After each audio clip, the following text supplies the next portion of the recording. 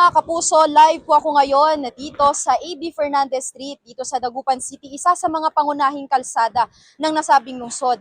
At sa mga oras na ito mga kapuso, wala po tayong nararanasan na pag-ulan, gayunman ay nakararanas po tayo ng malakas na ihip ng hangin na bunsod pa rin po ng super bagyong uwan.